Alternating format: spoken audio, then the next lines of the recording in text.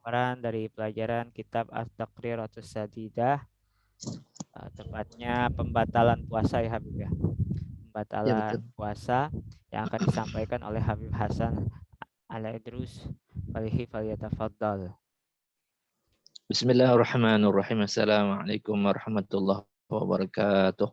Waalaikumsalam. Waalaikumsalam warahmatullahi wabarakatuh. Alhamdulillahirabbil alamin wa bihi nasta'in wa ala umuri dunya waddin. Allahumma shalli wa sallim wa barik ala sayyidina Muhammad wa ala alihi wa sahbihi ajmain. Amma ba'du. Selamat pagi semuanya. Apa kabar? Alhamdulillah. Inilah. Kita berapa hari libur ya, karena ada sesuatu ya, kesibukan juga saya. Adapun pagi hari ini menjelang siang insya Allah kita akan membahas tentang hal-hal yang membatalkan puasa. Bismillahirrahmanirrahim. Mubtilatus shaum, yaitu hal-hal yang membatalkan puasa. Hiya qismani, adapun hal-hal yang membatalkan puasa ini ada dua bagian. Yang pertama yaitu qismun yubtilu thawabas shaum, yaitu bagian yang pertama batal dalam segi pahala puasa, la shauma nafsuhu, akan tetapi tidak membatalkan puasa apa yang ada di dalam dirinya. Tapi yang pertama ini sesuatu yang tidak menjadikan hal tersebut, walaupun dia puasa, dia itu tidak mendapatkan pahala. Fala yajib alhil qada'u, maka yang bagian ini tidak wajib baginya untuk qada'. Batal dalam segi apa ya? Dalam segi tidak mendapatkan pahala lah. Watu sama muhbitat, dinamakan juga dalam segi bahasa namanya muhbitat. Kemudian yang kedua, qismun yubtilu shaum wa kadzalik taub. Yang kedua ini sesuatu yang membatalkan puasa dan tidak mendapatkan pahala juga. Dua-duanya nih. Ingka nabi gairu udrin, hal ini terjadi ketika posisi dalam keadaan tidak udzur. Fayajibu fihi al-qada, maka wajib di dalam bagian kedua ini yaitu membayar qada atau membayar hutang puasa. Waktu sama muftiratun, dinamakan juga yaitu dalam segi bahasa muftirat. Jadi yang dikatakan muhbitatu yaitu tidak membatalkan puasa terhadap dirinya, akan tapi tidak mendapatkan pahala. Tapi yang dimaksud dengan mufattiratun yaitu sesuatu yang membatalkan puasa dan begitu juga tidak mendapatkan pahala. Artinya apa kalau digolongkan dalam hal ini? Dalam segi batin dan dalam segi zahir. Nomor satu dalam segi batin, nomor dua dalam segi zahir. Al-qismul awwalu, adapun bagian yang pertama al-muhbitat, yang dimaksud dengan al-muhbitat hiya wahya ma tubtilu thawabas shaum, sesuatu yang membatalkan pahala puasanya saja. Qala sallallahu alaihi wasallam, Nabi sallallahu alaihi wasallam bersabda, kamin sa'imin laisa lahu min siyamihi ilal ju'u wal 'atashu. Berapa banyak orang yang berpuasa dan tidak ada baginya di sisi Allah pahala puasa. Cuma dapat al-ju' wal 'atshu. Cuma dapat hanya sekedar yaitu namanya lapar dan dahaga saja. Hal ini di dalam hadis Nabi riwayat kalau digabungkan dalam hal kesemuanya diteruskan lagi yaitu apa? Khamsun yuftirna sha'im. Ada 5 macam hal-hal yang membatalkan orang yang puasa. Pertama, al-kadzibu wal ghibatu wan namimatu wan nadru bisyahwatin wal yaminu al-kadzibatu. Nah itu. Ada 5 kategori di dalam bagian pertama ini yaitu yang membatalkan orang pahala puasa nih. Apa? Al-kadzibu, berbohong yang posisinya bukan dikatakan darurat. bukan udur bohongnya. Wal ghibatu, yaitu ghibah. Ghibah itu ngomongin orang yang orangnya tidak ada di tempat. Baik yang kita omongin dalam segi kebaikannya atau lebih-lebih keburukannya. Itu dikatakan ghibah. Wan namimatu, ngadu domba. Kemudian lanjutnya lagi, footnote-nya, wan nadru bisyahwatin. Memandang dengan syahwat. Hal ini seperti mana kemarin Jajang bertanya kepada kita, akhina Jajang yang bertanya kepada kita, yaitu bagaimana dengan istri. Nah itu wan nadru bisyahwatin. Tadi terangkan nih, wan nadru bisyahwatin itu gimana? Makanya kata-kata an-nadar ini kalau tidak dengan syahwat, pahala tetap lanjut terus. Tapi kalau memandang dengan syahwat ini nih yang berakibat fatal dalam pahala puasa. Tapi kalau di luar daripada puasa, an-nadru bisyahwatin dosa dia. Tapi kalau memandang hanya sekedar memandang tidak dengan syahwat, tidak menjadikan suatu dosa kepada orang tersebut. Wal yaminu kadzib. Kemudian bersumpah palsu, mengatasnamakan Allah. Bahkan kadang-kadang orang saking gilanya dan saking sudah tergila-gila atau sudah menjadikan sesat, mengataskan nama Allah dan Rasulnya sebagai sumpahan kesesatannya dia. Ada di zaman sekarang kayak gini. Supaya serta-merta orang masyarakat itu tidak mengatakan dia itu sesat. Hati-hati itu yang kayak gitu.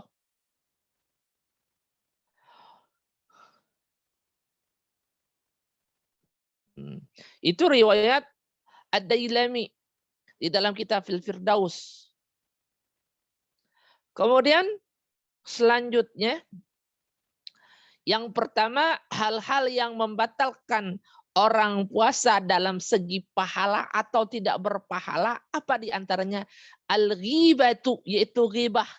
Wahya dzikruka akhaka al-muslim, yaitu menyebutkan oleh kamu siapa yang engkau sebutkan, akhaka, saudara kamu yang muslim, bima yakrahu, dengan sesuatu yang saudara muslim kamu itu tidak sukai.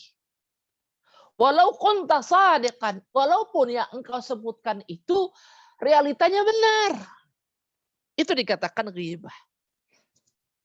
Ngomongin orang bahasa kita. Ya kan?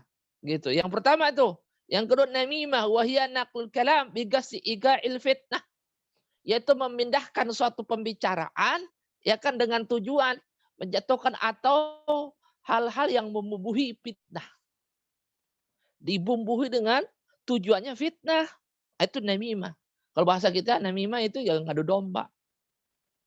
Wal al-kadzibu, yang kemudian al-kadzibu berkata bohong tanpa adanya udzur nih, wahwa al-ikhbaru bighairil waqi'.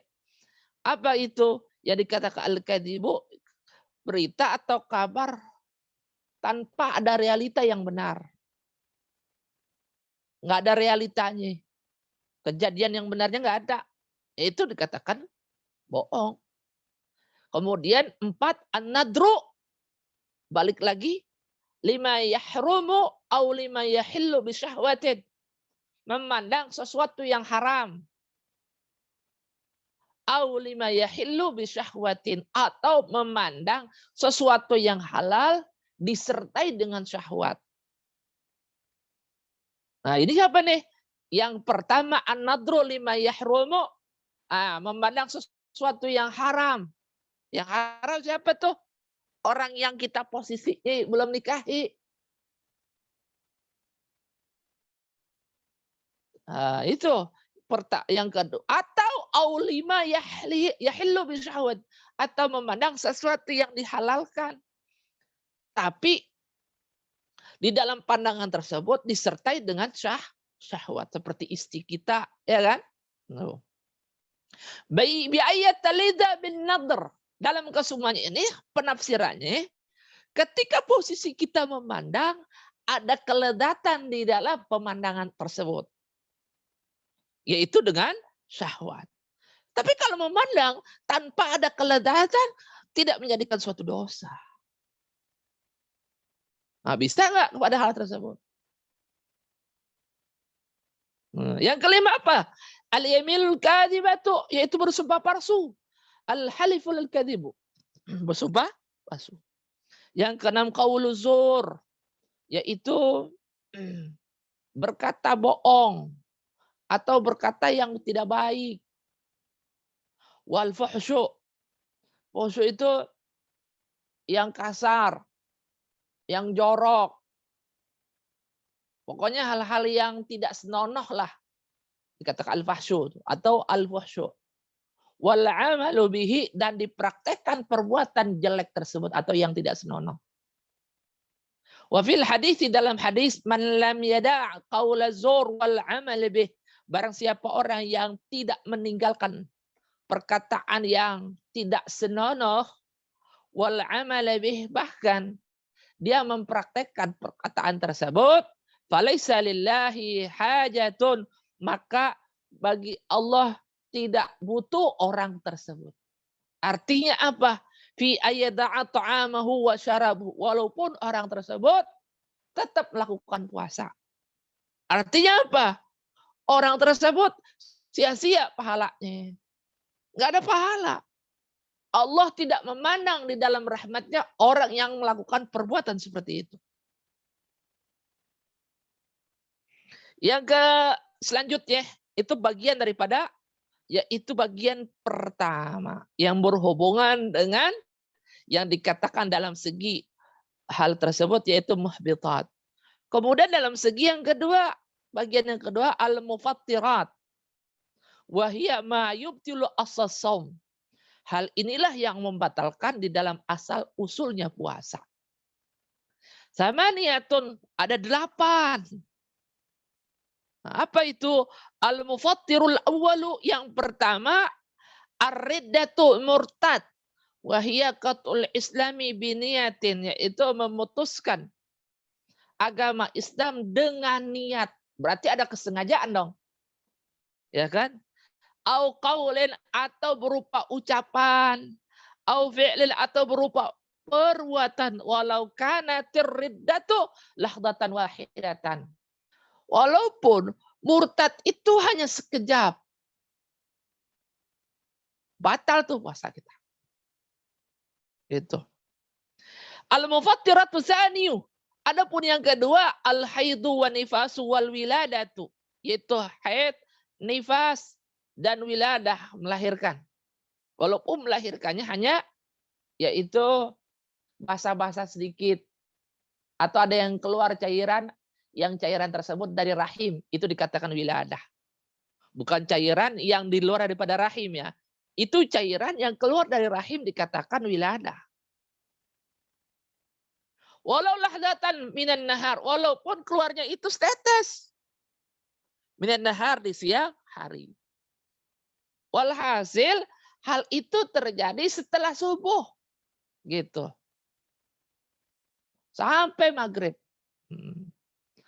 Kemudian wal mufattiru tsalitsu, adapun yang ketiga al-junun, walau lahdatan, gila walaupun sekejap.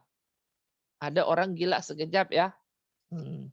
Yang dikatakan gila itu posisinya ya emang di dalam menurut akal sehat, di luar daripada akal sehat yang dilakukannya. Itu dikatakan sudah gila. Kemudian yang keempat, al-mufattiru rabi'u, yang keempat al-ighma was-suqur, yaitu pingsan dan mabuk. Idza amma jami'an nahar, jika hal tersebut dilakukannya sepanjang hari.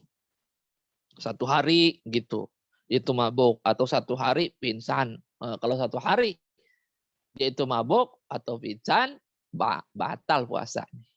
Wa amma idza afaqa walau lahdatan wahidatan sahha shaumuhu. Jika memang ketika orang pingsan ataupun mabuk itu dia sadar, walaupun sadarnya itu hanya beberapa menit aja, itu lahdatan wahidatan, beberapa menit ya, sahha shaumuhu, maka sahlah puasanya. Wa huwa al-mu'tamadu indar ramli. Hal ini menjadi pegangan menurut Imam Ar-Ramli. Yang kemarin ada yang bertanya, Mas saya, bagaimana kalau orang posisinya kesurupan? Ya, kalau kesurupannya posisinya jami'an nahar, batal puasanya. Itu menurut saya ya. Ya, menurut saya.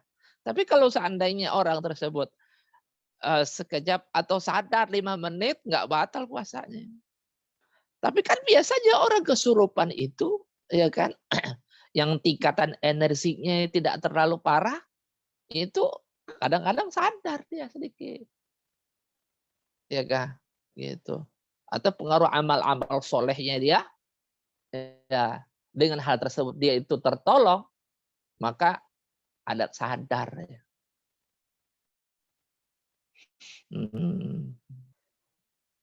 Kama qala sahibus suhfati zubat, seperti mana perkataan sahibus zubat. Wa yufiq mugma alaih ba'da yaum, jika memang hal tersebut sadar ketika dalam keadaan puasa, hal itu al-ighma, mugma alaih, pingsannya, ba'da yaum, sebagian daripada harinya, walau luhaidatan, walaupun sadarnya itu hanya sekejap, yasihu minhu as-shaum, maka sahlah darinya, yaitu puasa tersebut. Nah, walaupun sekejap, hal tersebut dia itu sadar dari pingsannya, maka tetaplah sah puasanya. Wa inda Ibnu Hajar, kemudian menurut Ibnu Hajar, yabtulu idza ta'adda bihi walau lahdatan. Hal ini batal hukumnya jika memang yang dilakukannya unsur kesengajaan. Ta'adda, ceroboh. Bihi, yang dilakukannya. Walau lahdatan. Walaupun sekejap sadarnya itu. Wa qala al-akharun, kemudian berkatalah sebagian daripada ulama akhir yang lainnya, la yabtulu, tidak membatalkan puasa tersebut illa idza ta'adda, kecuali hal tersebut dilakukannya itu ceroboh atau unsur kesengajaan. Wa amma jami'an nahar, kemudian hal tersebut terjadi sepanjang harinya, sehari full gitu. Kemudian yang kelima, al-mufattiru al-khamisu, yaitu hal-hal yang membatal yang kelima itu al-jima'u, yaitu bersetubuh di siang hari bolong, idza jama'a amidan, ketika posisi bersetubuhnya dalam keadaan sengaja. Di sini dikatakan walau fi duburin au bahimatin. Nah, ini ulama fikih. Walaupun bersetubuhnya lewat dubur atau mohon maaf ama binatang au bahimatin. Itu footnote-nya yang bawah tuh.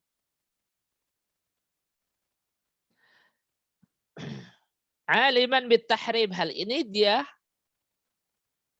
bersetubuhnya mengetahui hal-hal keharamannya di saat berpuasa.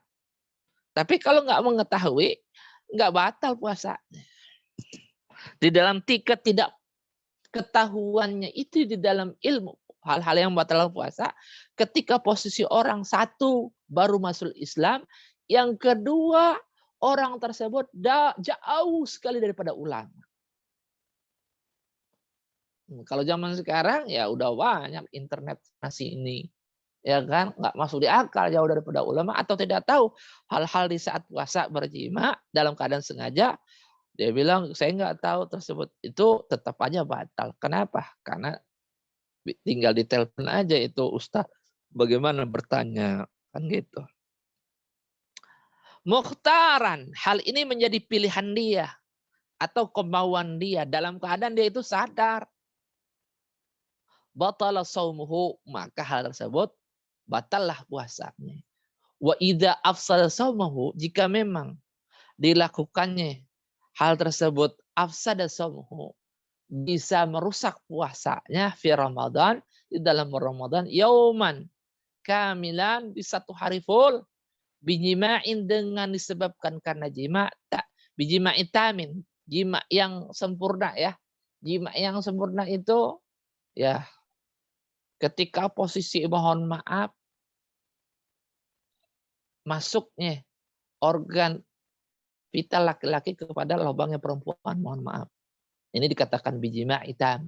Tapi kalau hanya sekedar nempel begini aja, itu dikatakan bukan bijima hitam. Asimin, hal yang dilakukannya itu berdosa. Kata-kata asim itu unsur kesengaja, kemudian sebelum dia puasa, di subuhnya atau sebelum subuhnya, dia itu berniat untuk puasa. Bihi dengan jima, lissaum, yaitu puasa nih. Tarattaba alaihi khamsatu asyan. Maka hal ini di dalam perurutannya mendapatkan 5 macam di dalam dendanya itu. Apa? Pendendaan orang. Luhukul ismi. Oh, posisi orang tersebut berdosa. Pasti berdosa. Yang kedua, wujud imsak. Bagi orang tersebut sudah melakukan perjimaan, batalnya pengawalan dengan jima, maka wajib bagi orang tersebut, walaupun sudah batal, tetap menahan untuk tidak makan dan minum.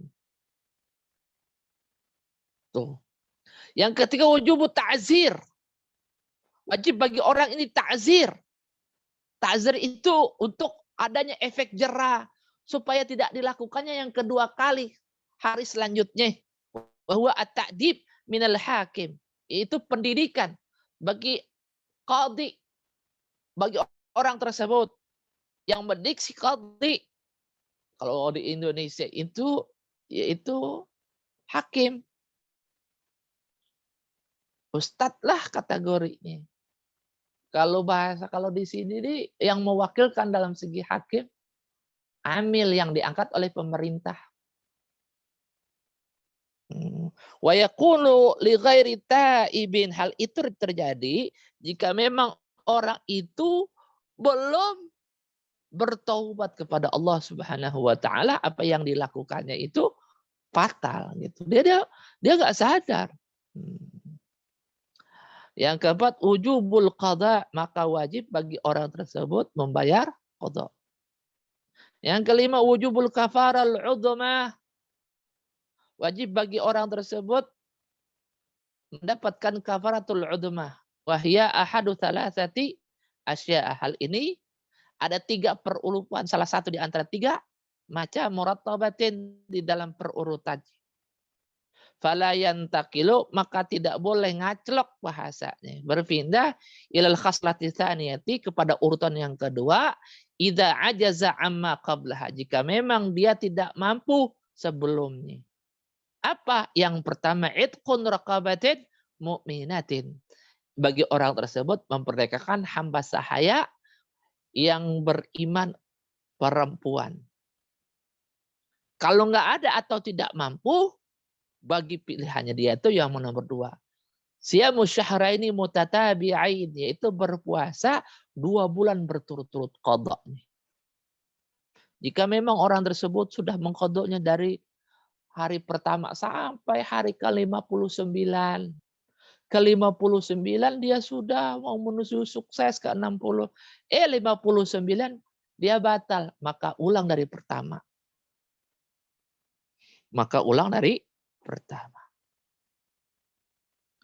Yang jim, it'amu sittina miskinan likulli miskin muddun.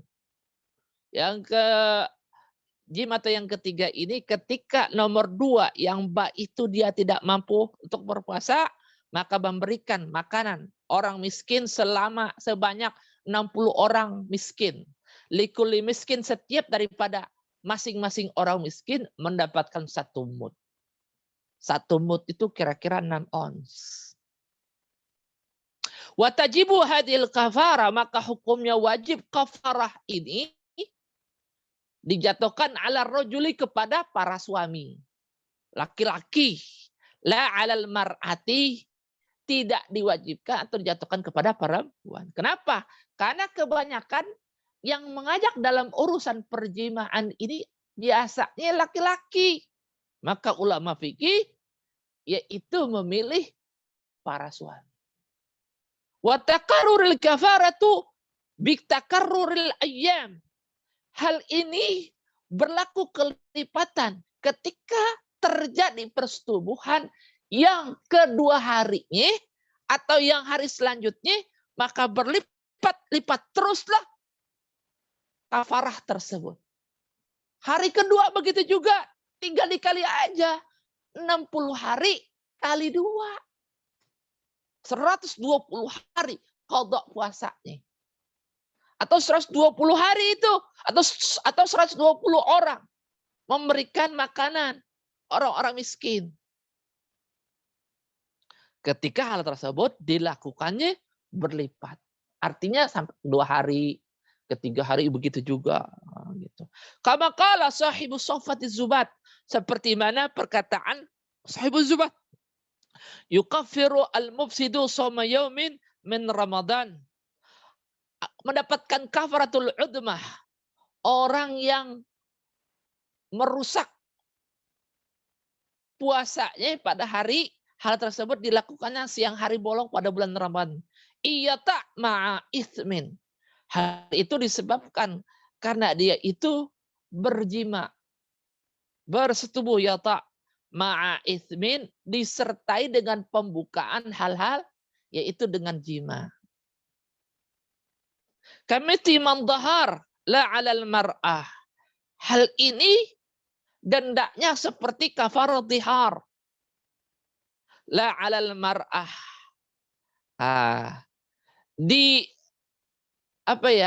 Ditujukan untuk membayar hal itu semuanya kepada laki-laki, la 'alal mar'ah, tidak atas perempuan. Wa qurrat inil fasad kararah. Hal ini berulang berlipat-lipat kelipatannya. Hal tersebut dendanya ketika melakukannya kedua kali lagi. Artinya hari yang kedua berlipat lagi, hari yang ketiga begitu lagi, terus menerus. Gitu. Al-mufattiru sadisu, adapun yang keenam, usul aini min manfadi maftuh ilal jawf. Masuknya benda, baik benda cair ataupun benda padat, min manfaat, dari sesuatu yang dikatakan manfaat. Manfaat ini artinya rongga yang terbuka atau lubang yang terbuka pada bagian tubuhnya kita. Maftuh itu yang terbuka. Ilal jauf, sampai kepada perut. Al-jauf. Wa qawluhu usulul aini. Menurut perkataannya, usul aini ini kharaja bihi al-hawa. Hari ini berbeda yang dikatakan al-hawa atau udara. Jika memang udara itu masuk tanpa sengaja, artinya walaupun dengan unsur kesengajaan, masuk di rongga-rongga atau pori-pori kita, itu tidak membatalkan puasa kita. Atau masuknya lewat hidung, enggak batal. Fala yadurru, maka tidak membatalkan puasa. Usul hawa ila jawab, masuknya udara lewat rongga-rongga yang terbuka. Wa kadzalika mujarridut ta'am. Dan begitu juga masuknya selain daripada makanan, warih, dan begitu juga angin, biduni ainin. Hal itu masuknya bukan dengan benda, dimasukkan dengan benda, baik benda itu benda cair ataupun benda padat. Fala yufattiru, maka tidak membatalkan ma wasala, sesuatu yang masuk daripada rongga tersebut, min huma, berupa ta'am dan rih, berupa mujarradat ta'am warih ilal jawf, yaitu masuknya lewat ujung-ujung ke jauf, ke perut ini. Qauluhu, perkataan beliau, manfadil maftuh. Manfadil maftuh itu rongga-rongga yang terbuka. Kharaja bihi, hal ini berbeda dengannya. Idza wasart ain, jika benda itu masuk ilal jawf, kepada jawf, min manfadin, dari rongga gair maftuhin yang tidak terbuka, gaduhni seperti masuknya hal tersebut apa itu minyak wanahwihi atau contoh daripada itu bitasyarrubin nasam, masuknya lewat pori-pori. Pori-pori baik yang kecil ataupun al-masab yang kecil ataupun yang besar. Wa kullu manafil maftuhatun, setiap manfaat artinya sesuatu yang terbuka, rongga-rongga yang maftuha yang terbuka fi madhabil imam menurut madhab Imam Asy-Syafi'i ilal ain, kecuali mata. Wa kadzalika al-udun indal Imam al-Ghazali, dan begitu juga menurut Imam Ghazali al-udun, yaitu rongga-rongga atau yang terbuka yang berurusan dengan telinga. Kalau Imam Ghazali mengatakan itu tidak membatalkan. Qauluhu ilal jawab, perkataannya ilal jawab wa huwa ma yuhillu al-ghida wad dawa. Sesuatu yang bisa memproses di dalamnya itu al-ghida itu kan lambung. Tujuannya ke sana untuk lambung diproses gitu. Wadawa dan obat-obatan. Kalmaidah, seperti apa yang ada dalam perut ini. Au ma yahilu ad-dawa, atau sesuatu yang bisa memproses si obat-obat itu. Hal ini fakat kadima, apa yang ada dalam otak diproses itu. Mungkin sampai sini dulu pembahasan. Insya Allah besok masailu fi wusul aini il jawf. Pembahasan tentang permasalahan-masalahan apa yang ada masuknya al-ain mata kepada al-jawf, yaitu perut. Bagaimana mata yang terbuka yang posisinya cairan itu masuk di mata, kemudian dari mata itu masuk ke al-jawf gitu. Mungkin sampai sini dulu. Jika memang ada yang mau bertanya, dipersilakan. Baik, alhamdulillah teman-teman sudah kita dengarkan pemaparan tentang pembatalan wudhu. Dipersilahkan untuk bertanya. Oh, pembatalan wudhu sih? Astagfirullahaladzim, maaf. Pembatalan puasa maksud saya. Udah ngantuk kayaknya. Tadi harusnya dikebawahin kitabnya. Jangan-jangan istri minta baju baru nih mikirin. Oke, sudah ada, Habib. Ya, silakan kalau ada yang mau bertanya. Ya, silahkan. Ini dulu. Silakan dibuka dulu mic-nya. Oh iya, Assalamualaikum warahmatullahi wabarakatuh, Habib. Waalaikumsalam warahmatullahi wabarakatuh. Udah lama nggak menatap wajah Habib ini. Wis, udah lama juga nih Wetline tidak tampil di televisi. Izin Habib bertanya, kemarin ada beberapa teman-teman yang menanyakan. Kan tadi saya nggak mendengar dari awal, cuman ingin bertanya tentang tadi gimana kalau hukumnya kalau kita vaksin untuk saat ini. Kan MUI mengatakan vaksin tidak membatalkan puasa. Kemudian suntik KB juga ada beberapa yang bilang itu tidak membatalkan puasa gitu. Mungkin saya kurang dengar penjelasan dari Habib, izin dijelaskan kembali. Terima kasih Habib. Yang tidak membatalkan di posisinya itu karena posisinya vaksin tidak masuk kepada jauh ke perut. Tapi kalau vaksin ujungnya masuknya kepada perut, itu batal puasa. Gitu. Ya. Itu fatwanya MUI Jawa Timur. Tidak membatalkan ketika posisi vaksin tidak masuk kepada jauh. Ujung-ujungnya kan jauh perut. Kalau fatwanya MUI apa yang ada di Jakarta dan sekitarnya itu batal. Karena sesuatu yang memasukkan kepada hal tersebut berupa benda baik cair ataupun padat dimasukkan walaupun posisinya bukan dikatakan ghairu maftuh, ya kan? Sesuatu yang bukan rongga terbuka tetap membatalkan. Gitu. Nah, jadi di antara keduanya mana yang kita pilih? Yang tidak membatalkan karena memang posisinya dimasukkan vaksin itu ghairu maftuh, yang rongga tidak terbuka. Kemudian yang satunya membatalkan walaupun yang tidak terbuka ghairu maftuh itu rongganya tetap membatalkan karena memasukkan cairannya itu dari luar ke dalam. Hal ini menjadi kias kepada tersebut seperti orang yang diimpus. Nah, iya Impus tuh, itu memasukkannya ghairu maftuh, sesuatu yang tidak terbuka dia. Memang bukan lubangnya, lubang. Kalau lubang kan ini telinga gitu. Jadi seperti itu jawabannya. Berarti saya jawabnya gimana, Bib? Batal Nanti atau enggak itu? tinggal kamu pilih di antara keduanya. Pilih yang paling mu'tabar dan meyakinkan bagi Anda. Siap, Habib. Nah, Satu lagi, ya.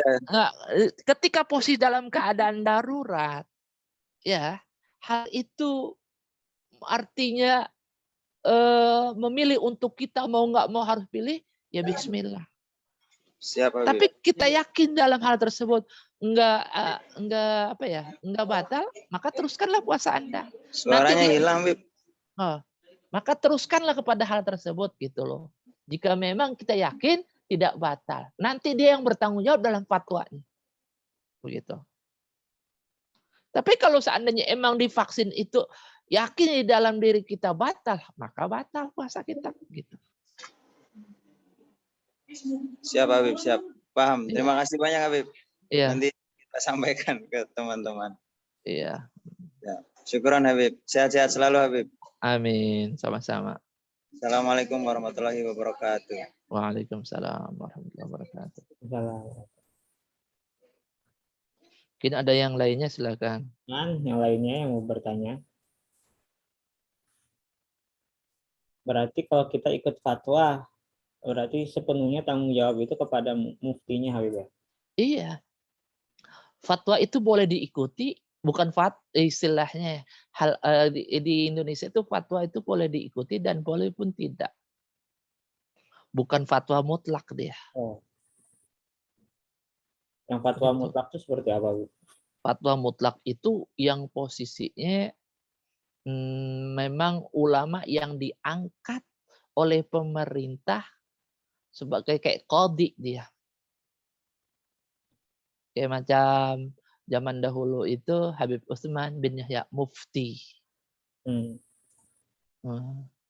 Mufti dia. Kita kadang-kadang samar dalam hal ini. Orang dari kepemerintahan MUI satu orang sudah menstatementkan hal itu tidak batal ataupun batal, kita bilang fatwa. Itu belum fatwa. Oh.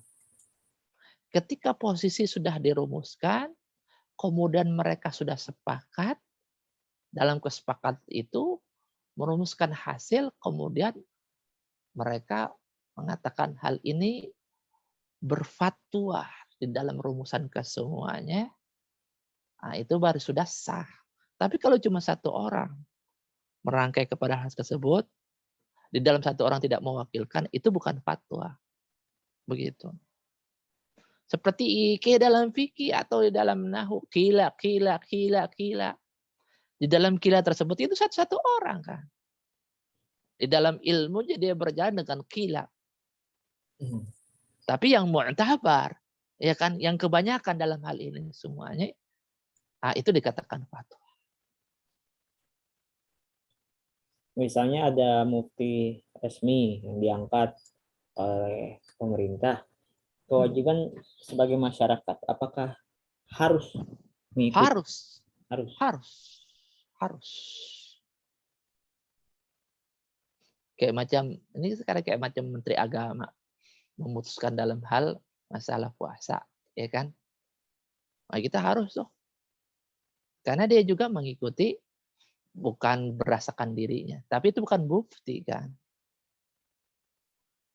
Kayak macam di Brunei Darussalam itu ada mufti. Dia.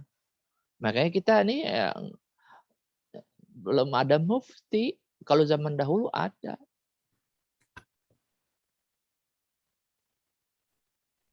Gitu. Makanya kalau belum ada mufti yang kita ikuti mana? Ya guru kita.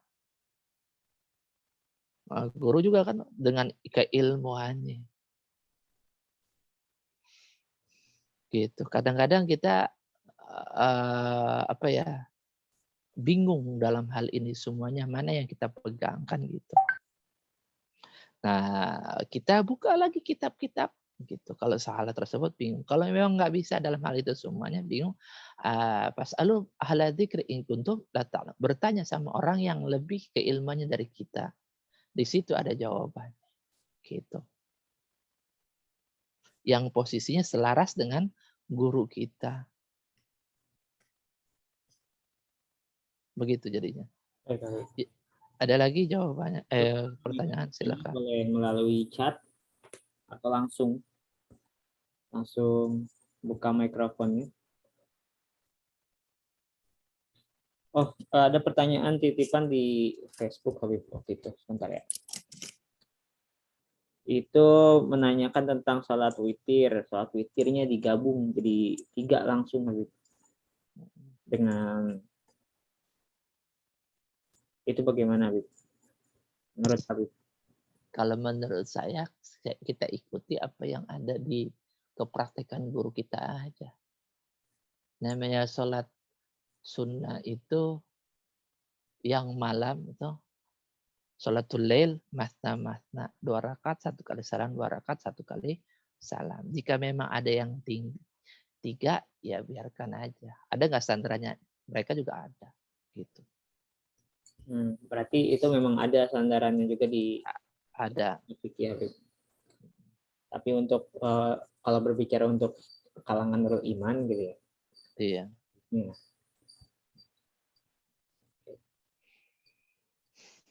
Ada lagi yang lainnya silakan.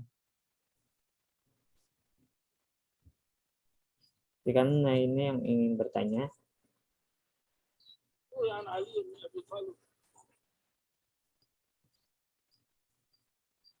Ya, silakan.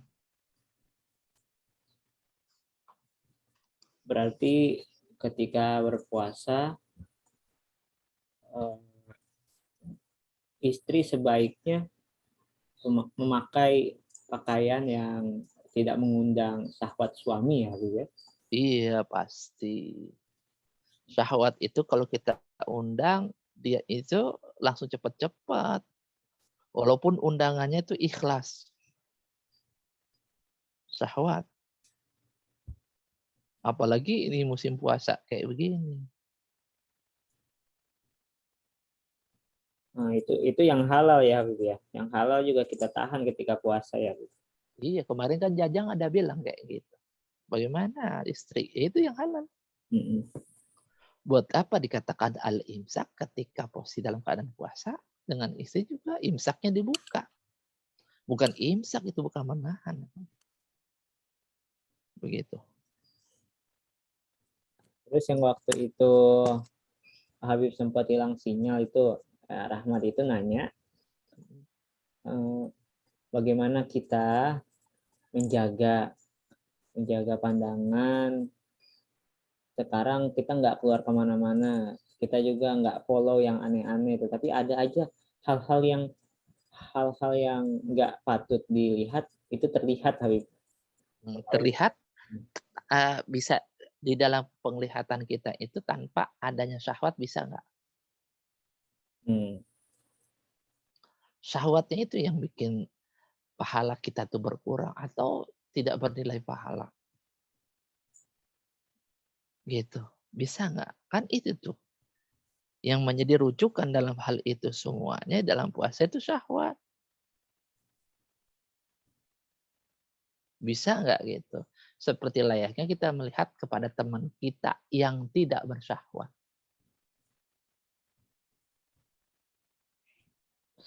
Gitu. Makanya kalau melihat pandangan pertama tidak menjadikan suatu dosa. Pandangan yang keduanya itu tuh sudah datang mengundang di dalam syahwat. Jadi seperti itu. Kita kan biasanya mikirnya menjaga mata itu dari yang cakep-cakep gitu ya, Habib ya, dari yang indah-indah. Tapi kadang-kadang Habib kita melihat yang jelek itu ya, kadang terbesit gitu, orang kok jelek banget nih, dihitam banget gitu. Itu apa membatalkan pahala puasa juga yang kayak gitu, Habib?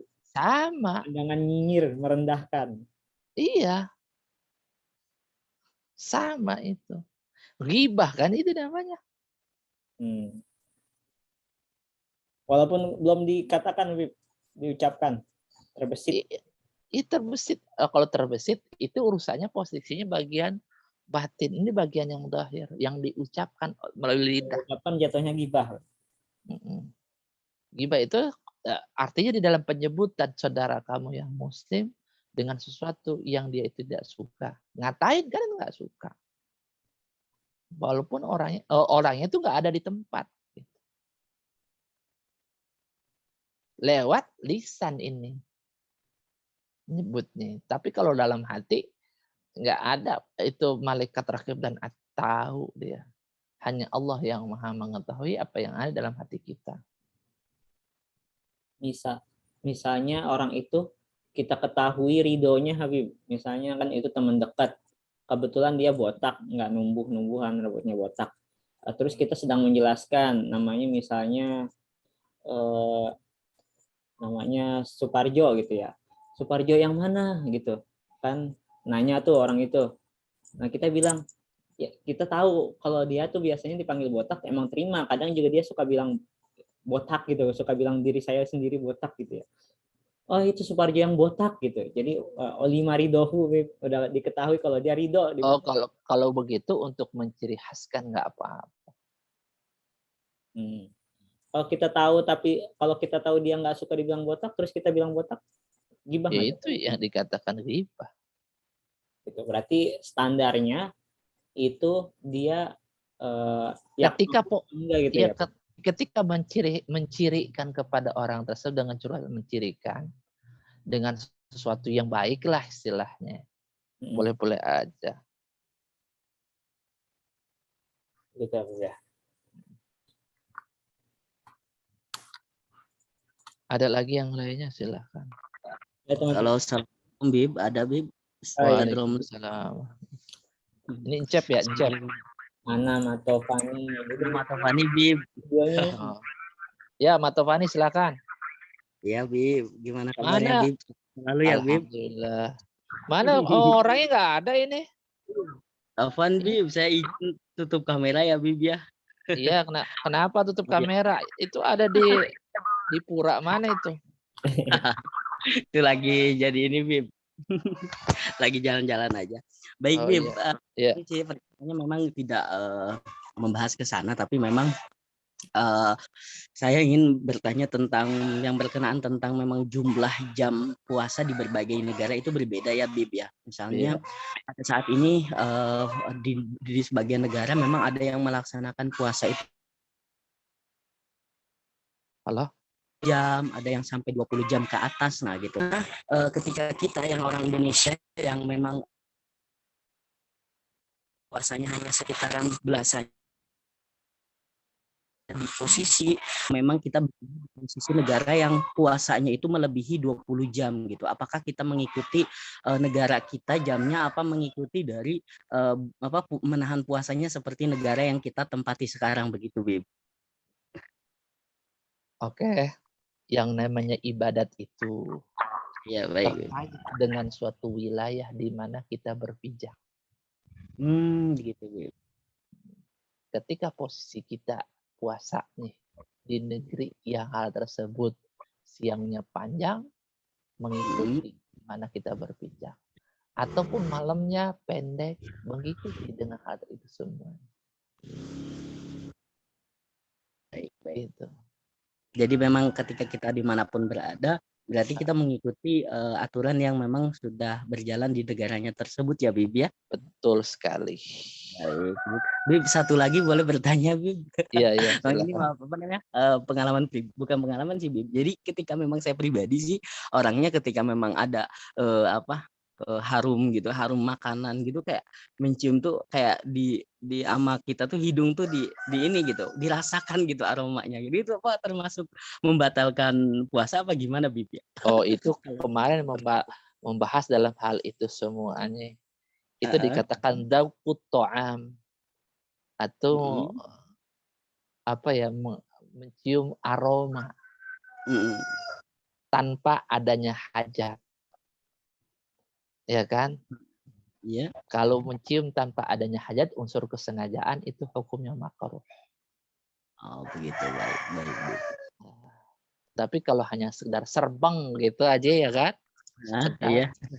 Atau emang posisinya kita emang ada di situ, tapi tetap aroma kayak gitu ada, kita nggak ada unsur kesengajaan, itu tidak menjadikan makruh puasa kita. Oh, baik, baik, baik. Jadi gitu jawabannya. Anak Pak Matofani. Iya, Bib. Saya dipanggil biasa di pondok sih anak, Bib. Oh, anak ya. Terkenal nama Jadi kalau ente kenalan tiap anak tiap ya hari. anak gitu. Anak ya. Bukan ente, berarti orang nyebutnya bukan ente. Betul, Ustaz Romli. Baik, Habib, itu saja. Terima kasih. Sehat Ya, selalu, sama-sama. Habib. Amin, amin ya Allah. Minta doanya, Habib, itu anak ingin memiliki anak. Amin, iya. Ustaz Romli, minta doanya ya Allah. Ya, itu besok hari Minggu ziarah Ya, sama Abah. Ziarah sama Abah, bismillah. Siap, Bib, siap. Gitu, bismillah. Ada lagi yang lainnya, silakan. Silakan.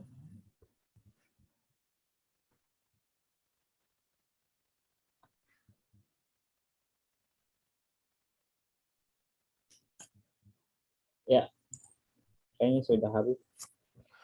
Oke, mungkin sampai sini dulu pembahasan kita. Insya Allah kita akan lanjut kembali dan kabarnya ntar saya kasih tahu kabar kapan atau jam berapa ya waktunya.